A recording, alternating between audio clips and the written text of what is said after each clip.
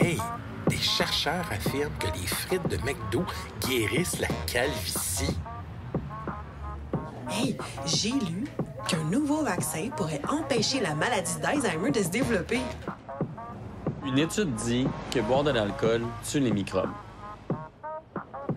Il paraît que selon une étude, boire du coke, ça ferait augmenter la taille des testicules. Compte en commun ces affirmations, vous l'apprendrez dans cet épisode qui vous donnera des trucs pour départager l'information scientifique rigoureuse de celle qui ne l'est pas. Et ça, même si vous n'avez pas étudié en sciences. Pour souligner le 45e anniversaire de l'agence Science Presse, le balado Le Détecteur de rumeurs propose une série de courts épisodes pour vous aider à mieux vous informer.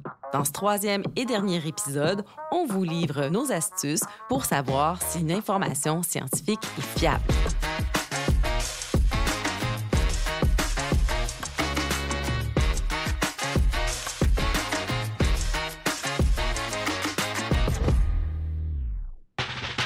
Bonjour, ici Ève Baudin et bienvenue au Détecteur de rumeurs. Aujourd'hui, je suis avec mon collègue Pascal Lapointe, rédacteur en chef de l'agence Science Presse. Salut Pascal. Bonjour Ève. Alors Pascal, il y a beaucoup de gens qui se sentent démunis face aux sujets à connotation scientifique et on a eu envie de leur dire pas besoin d'avoir étudié en sciences, ça s'apprend, distinguer les informations scientifiques fiables de celles qui ne le sont pas. Oui, qu'on parle de santé, d'alimentation, d'environnement, d'astronomie ou de technologie, on peut toujours se poser les mêmes questions de base qu'on se posait dans les épisodes précédents, vérifier la source, chercher une autre source quand l'affirmation semble douteuse, vérifier la date. Mais on a en plus d'autres questions de base qui sont uniques à la science et qui sont faciles à retenir. Comme tu le dis, pas besoin d'avoir un doctorat en biologie ou en physique. Donc, on partage aujourd'hui les questions à se poser pour savoir si une information scientifique est fiable. Pour vous montrer que ça peut être rapide et facile, je vais vous lire des affirmations inspirées d'articles que j'ai trouvés dans les médias et sur les réseaux sociaux. Le jus de céleri élimine le mucus du tractus intestinal et du foie, en plus d'augmenter la production du mélange non découvert d'acide chlorhydrique à cet acide dans l'estomac. Pascal, quelle est la première question que tu te poses quand tu lis ce genre d'affirmation? On pourrait croire qu'il faut traduire le jargon. Eh bien, non. La première question qu'il faut se poser toujours en pareil cas, c'est est-ce que cette affirmation-là provient d'une étude scientifique? Parce que l'étude, c'est la base de tout en science. Une fois qu'un chercheur a publié quelque chose, d'autres chercheurs de la même discipline vont pouvoir le lire, le décortiquer, l'analyser et dire si ça se tient ou si ça se tient pas. Dans certains cas, une étude peut avoir été révisée par les pairs, ce qui veut dire que des experts de la même discipline l'ont relue avant publication et ont peut-être même imposé des revisions. Alors, dans le cas des articles sur le jus de céleri dont tu t'es inspiré, ça venait essentiellement d'un influenceur sur Instagram. C'est pas un chercheur, c'est pas une étude, et il ne citait même pas d'études, même pas de recherche publiée. Essentiellement, ça veut dire qu'on n'a aucune preuve crédible de cette affirmation-là, aucune preuve que le jus de céleri est un aliment miracle pour guérir une multitude de maux. Donc, il faut toujours se demander, est-ce que cette information provient d'une étude scientifique? Une étude démontre qu'un nouveau vaccin pourrait empêcher la maladie d'Alzheimer de se développer. Pascal, donc ici, ça y est, on a bel et bien une étude, mais toutes les études n'ont pas la même valeur. Tu viens de faire allusion. Donc, quelles questions devrait-on se poser? Très simplement, je demanderais, est-ce que c'est une étude sur des humains ou sur des souris? Parce que si c'est une étude sur les souris, bien, cette nouvelle est une bonne nouvelle, mais pour les souris. Mais ça ne veut rien dire pour nous, les humains. Il faut savoir à ce sujet-là qu'au moins 90% des études sur les souris n'aboutissent jamais à des traitements concluants sur des humains.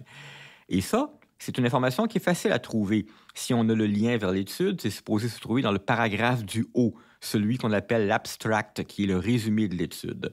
Idéalement, comme journaliste, on devrait même éviter de parler des études qui ont été faites juste sur les souris et attendre que ça aboutisse à des humains. Pourtant, ça continue de faire les manchettes, les études sur les souris. D'ailleurs, les chercheurs qui affirment que les frites du McDo guérissent de la calvitie ou que boire du Coca-Cola fait augmenter la taille des testicules que vous avez entendu au début de cet épisode, sont des exemples de nouvelles qui rapportent des études sur des souris. Ça fait parfois les manchettes parce que c'est le genre d'étude qui nous fait rire, ou qui peut même avoir l'air encourageant dans certains cas. Qui ne voudrait pas que les frites soient un aliment miracle? Si on choisit malgré tout d'en parler, il faudrait au minimum que la personne qui rapporte une telle étude mentionne clairement que c'était juste sur des souris, et ça dès les premières secondes ou les premières lignes du texte, pour que le lecteur qui ne se rendra pas jusqu'au bout soit pas trompé.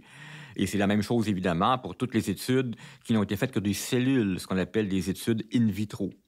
Et donc, on retient que si c'est une étude sur des souris, ça ne vaut que pour des souris.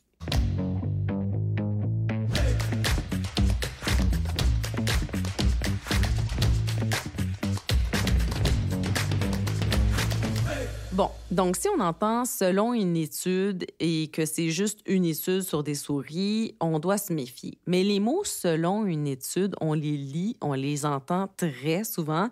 Or, il n'y a pas juste les études sur les cellules et les souris qu'il faut prendre avec un grain de sel, Pascal. Évidemment, toutes les études n'ont pas le même poids. Et un bon journaliste ou bien n'importe qui parle d'études devrait mentionner le type d'étude et le mettre en contexte. Par exemple, préciser que c'est une étude sur 20 personnes ou sur 20 000 personnes, puisque, à l'évidence, c'est pas pareil. Par exemple, ce que vous avez entendu au début, là, qui dit qu'une étude a découvert que boire de l'alcool tue des microbes, bien, c'était justement une toute petite étude. Donc, c'est pas une raison pour se mettre à boire. Eh oui, je m'en doutais un peu, malheureusement. Il y a aussi la durée des études qui est importante. Une étude de 3 jours, c'est pas pareil qu'une étude sur 3 ans.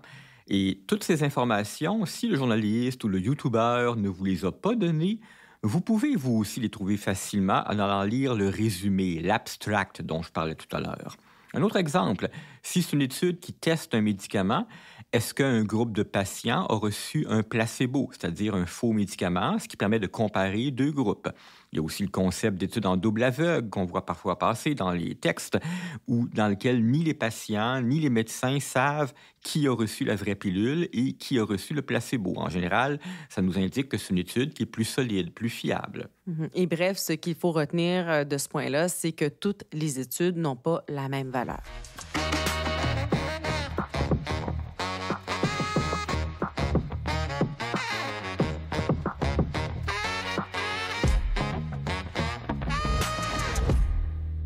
Pascal, plusieurs personnes rapportent les résultats de premières études, souvent assez impressionnants. Par exemple, récemment, on rapportait une étude menée par des ingénieurs qui avaient découvert un nouveau matériau conducteur à la température de la pièce. Ça, c'est une découverte qui semble absolument révolutionnaire pour la science des matériaux. Il faut alors se demander, est-ce que c'est une première étude sur le sujet? En fait, chaque fois qu'on voit le mot « révolutionnaire » et que c'est la toute première étude sur un sujet, faisons comme les scientifiques, soyons prudents. Parce que, idéalement, il faut attendre qu'une 2e étude l'ait confirmé, voire même une 3e ou une 4e étude.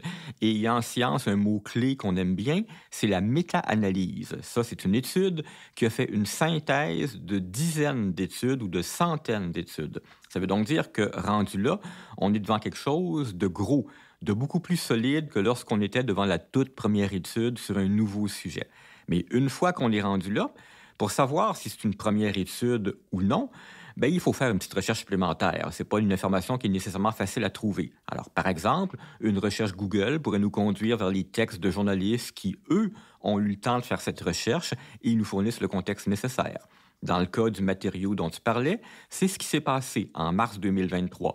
À peine quelques jours après la sortie de l'étude, il y avait plein de reportages où des journalistes interrogeaient d'autres chercheurs qui apportaient des bémols ou qui rappelaient que ce genre d'annonce avait déjà été fait et s'était révélé erroné, et ainsi de suite. Bref, on reste prudent quand il s'agit d'une première étude sur un sujet.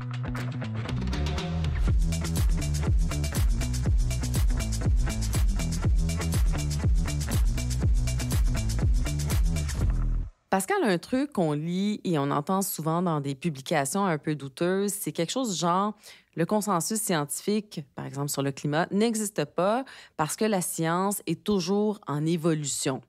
Ce genre de publication présente des théories qui vont à l'encontre du consensus scientifique et remet aussi en cause la méthode scientifique. C'est vrai que la science est toujours en train d'évoluer, qu'il y a toujours de nouvelles connaissances qui s'ajoutent. Mais le mot consensus, ça ne veut pas dire unanimité.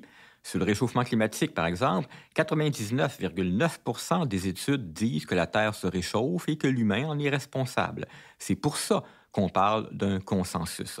Comme on disait tout à l'heure, on est devant une accumulation d'études et elles vont toutes dans la même direction. Ce que font les publications douteuses auxquelles tu fais allusion, c'est de citer, par exemple, un géologue ou un médecin qui nie le réchauffement climatique et ensuite de nous dire « Ah, vous voyez bien, il y a des scientifiques qui nient le réchauffement climatique. » Mais il se trouve que ces gens-là qui citent, ce sont toujours des gens qui n'ont pas publié d'études. Ce qui nous ramène à nos questions précédentes, est-ce qu'il y a une étude? Si oui, quel type d'étude? On ne peut pas juste prendre les opinions des scientifiques qui font notre affaire. Bref, le consensus scientifique existe sur des enjeux bien documentés. Il peut évoluer, mais seule l'accumulation d'études qui pointent dans un sens peuvent l'influencer. Merci Pascal. Voilà, j'espère que l'épisode vous a plu. Si vous voulez en savoir plus sur ce sujet ou découvrir nos ressources en éducation aux médias et à l'information, consultez le site Internet de l'Agence Science Presse ou écoutez les 2 autres épisodes de notre série « Les astuces du détecteur de rumeurs » pour mieux s'informer. Le détecteur de rumeurs est une production de l'Agence Science Presse soutenue par le scientifique en chef, les Fonds de recherche du Québec et le Bureau de coopération interuniversitaire. Invité Pascal Lapointe, rédacteur en chef de l'Agence Science Presse. À la réalisation, Claudie Fortier-Saint-Pierre. Au mixage sonore, Jonathan Doyon. À la production et à l'animation, moi-même, Ève Baudin. On se retrouve au prochain épisode.